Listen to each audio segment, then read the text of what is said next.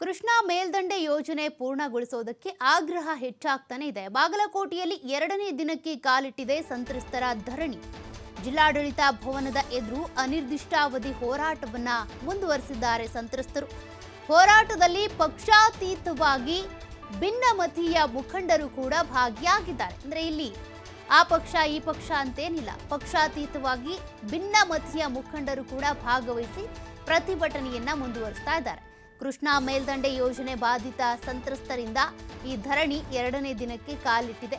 ಯಾವಾಗ ಈ ಕೃಷ್ಣಾ ಮೇಲ್ದಂಡೆ ಕಾಮಗಾರಿಯನ್ನ ಪೂರ್ಣಗೊಳಿಸ್ತೀರಾ ಅನ್ನುವಂಥ ಪ್ರಶ್ನೆ ಇದ್ದೇ ಇದೆ. ನಿನ್ನೆ ಕೂಡ ಪ್ರತಿಭಟನೆ ಮಾಡಿದ್ರು. ಆ ಅಹೋರಾತ್ರಿ ಧರಣಿ ಏನಿದೆ ಇವತ್ತು 2ನೇ ದಿನಕ್ಕೆ ಕಾಲಿಟ್ಟಿದೆ. ಬಾಗಲಕೋಟೆಯಲ್ಲಿ ಸಂತ್ರಸ್ತರ ಆಕ್ರೋಶ ಹೆಚ್ಚಾಗ್ತಾನೆ ಇದೆ. ಜಿಲ್ಲಾಡಳಿತ ಭವನದ ಎದುರು ಅನಿರ್ದಿಷ್ಟಾವಧಿ ಹೋರಾಟವನ್ನು ಈಗಾಗಲೇ ಕೈಗೊಂಡಿದ್ದಾರೆ. ಈ ಹೋರಾಟಕ್ಕೆ ಆ ಪಕ್ಷ ಈ ಪಕ್ಷ ಅಂತ ಯಾರು ನೋಡ್ತಾ ಇಲ್ಲ, ಪಕ್ಷಾತೀತವಾಗಿ ಎಲ್ಲಾ ಪಕ್ಷಗಳ ಮುಖಂಡರು ಕೂಡ ಈ ಧರಣಿಯಲ್ಲಿ ಭಾಗವಹಿಸಿ ಸಂತ್ರಸ್ತರ ಪರವಾಗಿ ನಿಲ್ತಾ ಇದ್ದಾರೆ. ಬಾಗಲಕೋಟೆ ಜಿಲ್ಲೆ ಇದನ್ನು ತಿಳಿಸೋದಕ್ಕಿಂತ ಮೊದಲ ತಾಲೂಕುವಾರ ಆಗಿದೆ.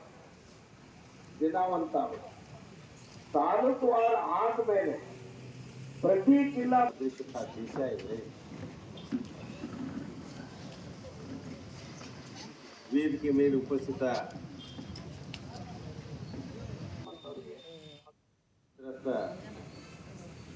ಬಂಧುಗಳೇ, ನಾವೇನು ಮಾಡ್ತಾ ಬಂದಿದ್ವಿ ಅದು ಮಾಡೋದ್ರ ಜೊತೆಗೆ ಈಗಂತ ಈ ಟೆಂಟ್ ಹಾಕಿ ನಾಗಳೆ ಅದನ್ನ ಸ್ವಪ್ನಾಗ ಜಿಲ್ಲೆಯಿಂದ ಆಗಮಿಸಿದಂಥ